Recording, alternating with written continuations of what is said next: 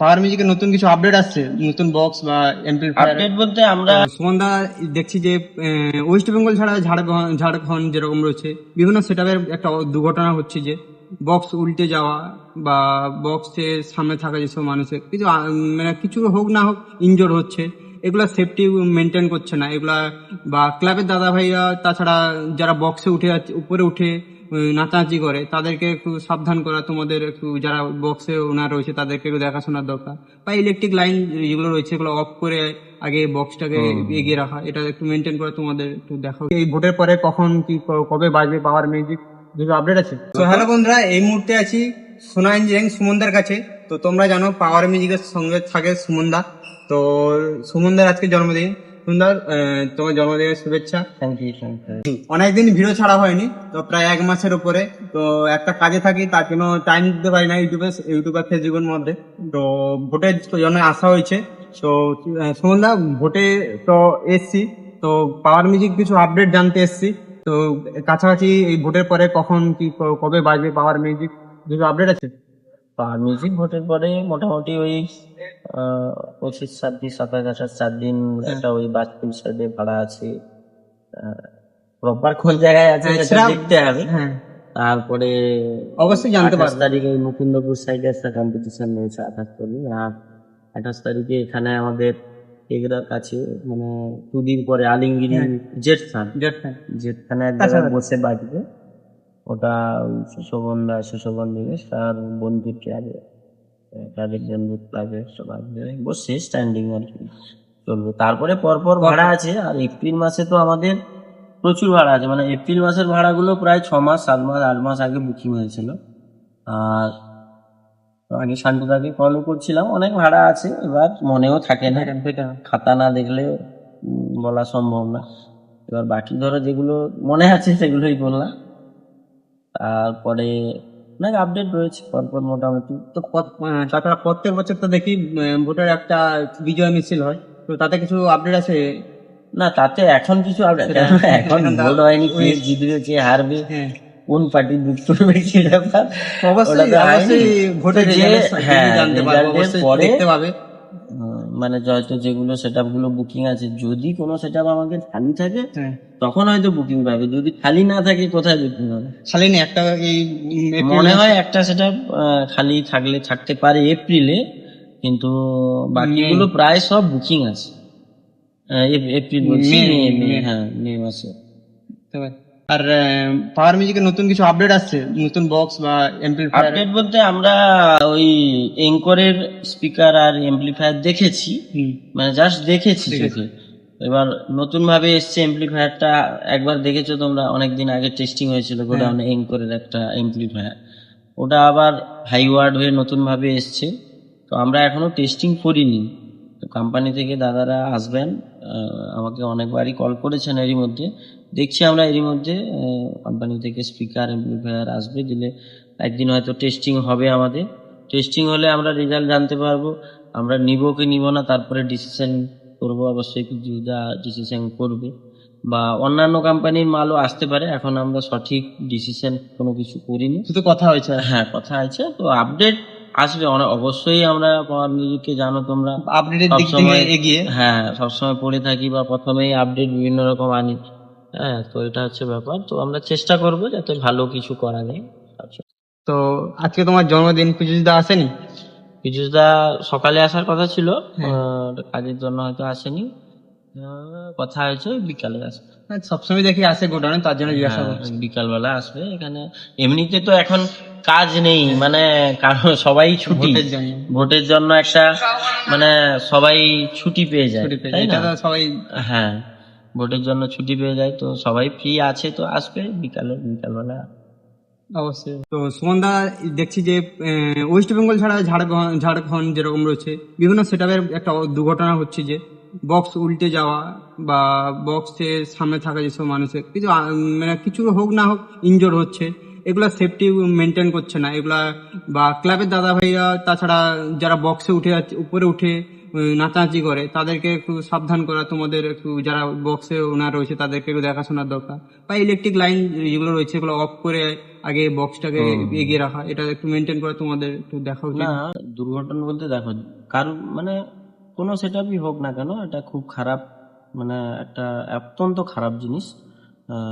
যেরকম আমাদের power music কিছুদিন আগে নন্দীগ্রামে পাওয়ার আর বর্মনের যে 3 দিন ধরে কম্পিটিশন ছিল, দ্বিতীয় দিন আমাদের ওই ঝড়ের কারণে প্রথম দিন রাত্রে ওটা লুটে গেছিল, তো ওখানে আমাদের অনেক স্পিকারের ক্ষতি টতিও হয়েছে।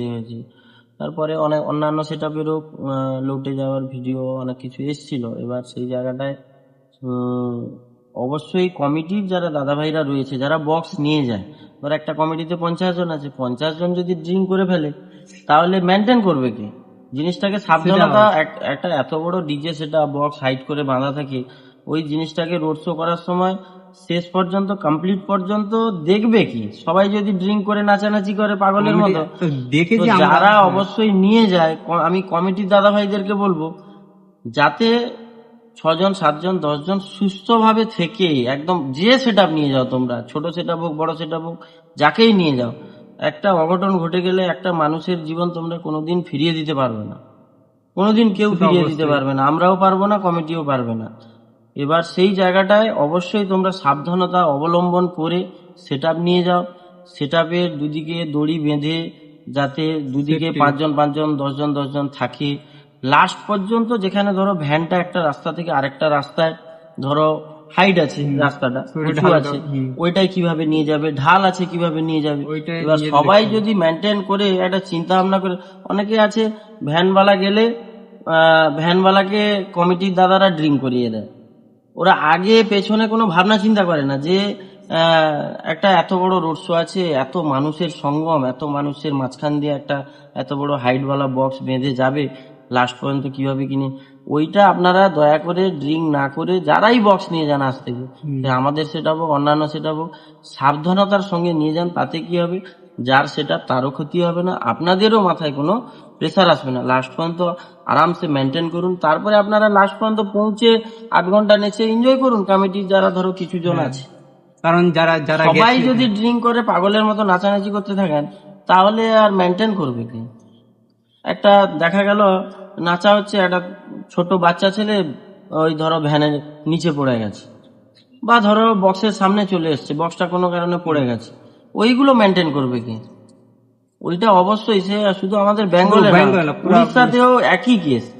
উড়িষ্যাতেও আপনি যে কমিটিতে যান, প্রথমে সবার ভালো ভালো কথা, লাস্টে দেখবেন সবাই ড্রিঙ্ক করে, কেউ কাউকে চেনে না। মানে টোটাল সিস্টেমটা এইভাবেই খারাপ হয়ে যাচ্ছে। তো সেই জন্য যারা ডিজে ভাড়াও দিচ্ছেন, যারা মালিক আছেন, প্রচুর টাকার জিনিস এটা। 1,000 টাকার যে কোনো ডিজে সেটআপ 1,000 টাকার জিনিস নয়, অনেক অনেক টাকা ইনভেস্ট। এবার আপনারাও ভাড়া যে দিচ্ছে, এগ্রিমেন্টে অবশ্যই আপনারা কিছু রুলস লিখে দেন যে আমাদের লাস্ট পর্যন্ত কমিটির 10 জন 20 জন যেন ড্রিঙ্ক না করে লাস্ট পর্যন্ত রোড শোটাকে কমপ্লিট করে সুস্থভাবে, তাহলে কিন্তু সঠিকভাবে যে কোনো জিনিসটা পরিচালনা হবে, আপনারাও আনন্দ করতে পারবেন, ক্লাবের মানুষও আনন্দ করতে পারবেন, সবার ভালো হবে, দুর্ঘটনা হবে না। তো এটা এই মেসেজটা সবাইকে দেন। আর এগরা ব্লগ সঞ্জীবের চ্যানেল সবাই ফলো করুন। এ কিন্তু অনেক পুরনো বক্সের ভিডিও করে, পুরনো ইউটিউবার, কিন্তু কাজের চাপের জন্য খড়গপুরে থাকে, তো সেই জন্য সব জায়গায় যেতে পারে না। তো রিসেন্ট হয়তো এগরাতে চলে আসবে, এগরাতে হয়তো ওর পার্লার কাজ করছে, শিখছে, তো ও হয়তো এগরাতে দোকান টোকান করে তখন হয়তো কাছাকাছি ভিডিও করবে বা যাই হোক।